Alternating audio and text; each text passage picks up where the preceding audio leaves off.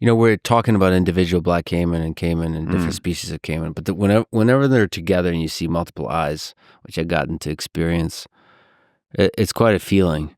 There's just multiple eyes looking back at you. Mm-hmm. Of course, for you, that's immediate excitement. You immediately go towards that. You want to see it. You want to explore it. Maybe catch them, analyze what the species is, all that kind of stuff. Yeah. Can you just describe that feeling when they're together and they're looking at you? So head above water, eyes reflecting the light.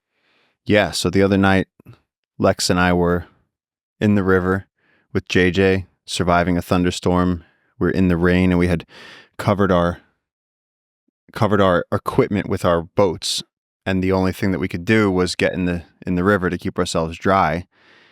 And so we were in the river at night, in the dark, no stars, just a little bit of canopy silhouetted with all this rain coming down. It was such a din you could hardly hear anything. And all the way downriver, I just see this caiman eye in my headlamp light. Mm-hmm.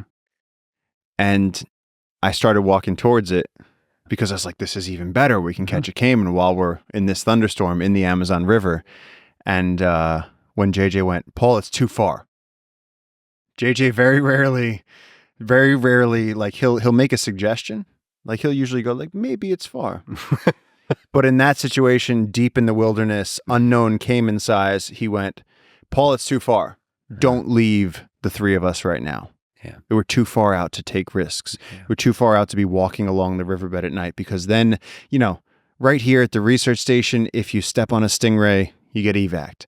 Out where we went, nothing. So for me, seeing those eyes, I think I've become so comfortable with so many of these animals that I may have crossed into the territory where I feel so comfortable with many of these animals that they just don't worry me anymore. Mm-hmm. I mean, I looked at you in a raft while you had a sizable, probably about 12-foot black caiman right next to your raft. Mm-hmm. I watched its head go under. Bubbles. The bubbles, it was all coming up right next to your raft as he was just moving along the bottom of the river, because he looked at me, went under, and then my raft passed and yours came over him. So now I'm looking back and your raft is going over this black caiman. And I'm going, I'm not worried at all. Mm-hmm. I was not worried. I was not worried that the caiman would freak out. I was not worried that he would try to attack you. I knew 100% that caiman just wanted us to go so you could go back to eating fish. Yeah. That's it. Man, it's humbling. It's humbling, these giant creatures. And especially at night, like you were talking about. And for me, it's both scary and just beautiful when the head goes under. Because like underwater, it's their domain. So anything can happen. So what is it doing that its head is going under? It could be bored. It could be hungry, looking for some fish. It could be maybe wanting to come closer to you to investigate. Maybe you have some food around you. Maybe it's an old friend of yours and just wants to say hi. I don't know. I have a few on the river, old friends. No, when we see their heads go under, it's just, they're just getting out of the way. We're shining a light at them and they're going, why is there a light at night? I'm uncomfortable. Head under. So these caiman, again, you think of it as this big aggressive animal, but I don't know anybody that's been eaten by a black caiman. And the smaller species, smooth-fronted caiman, dwarf caiman, spectacle caiman, they're not going to eat anybody. Again, at the worst, if you were doing something inappropriate with a caiman, like you jumped on it and were trying to do research and it bit your hand, it could take your hand off. But that's the only time. I've been walking down the river and stepped on a caiman, and the caiman just swims away. And so in my mind, caiman are just they're peaceful dragons that sit on the side of the river. And so to me, they are my friends. And I worry about them because 2 months ago we were coming upriver, and on one of the beaches was a beautiful, about 5-foot black caiman with a big machete cut right through the head. The whole caiman was wasted. Nothing was eaten, but the caiman was dead. What do you think that was? Curious humans. Just committing violence?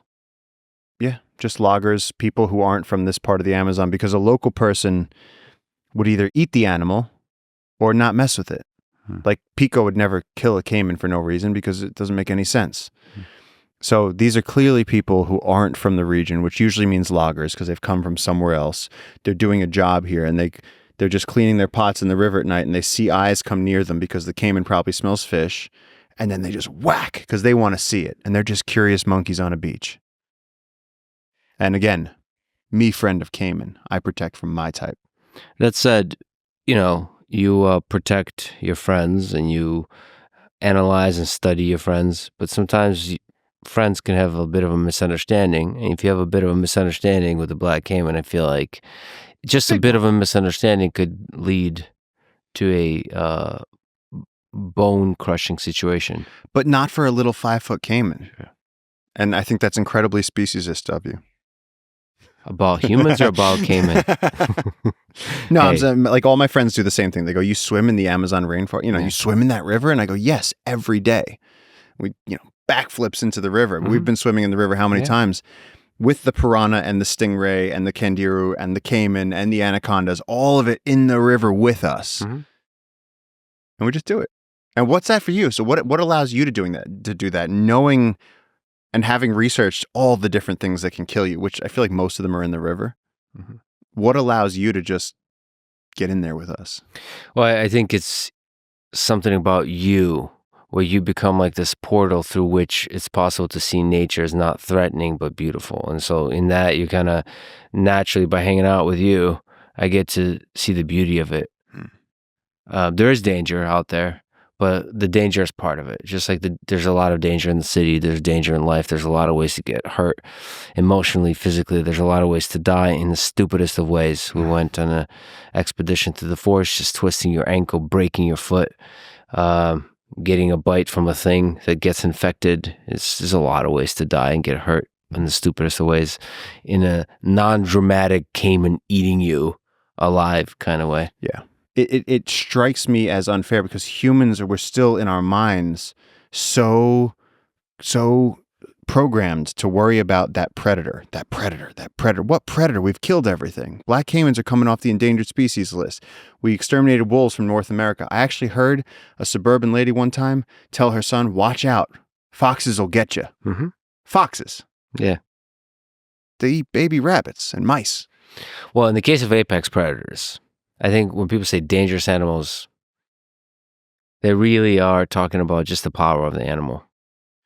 And the black caiman have a lot of power.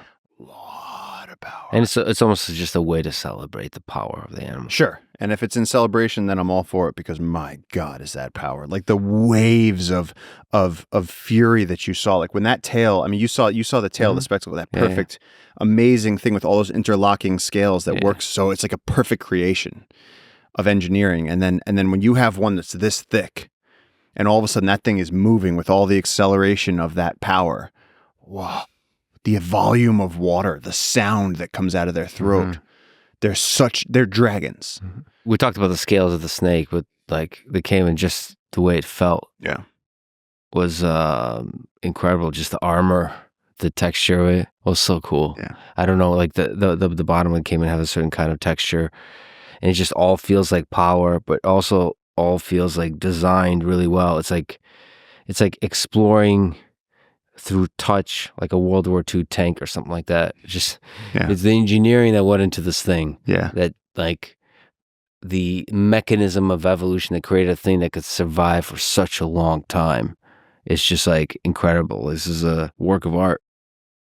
The defense mechanisms, the power of it, the damage it can do, how effective it is as a hunter, all of that. You could feel that in just by touching it. Do you ever see the mashup where they put side by side the image of, I think it's a falcon in flight next to a stealth bomber, and they're almost the exact same design? It's incredible. Like that. What's the equivalent for a croc?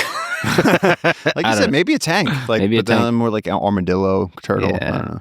Like hippos and there may not be a war machine equivalent of a crocodile. It would have to have like a big jaw element to it.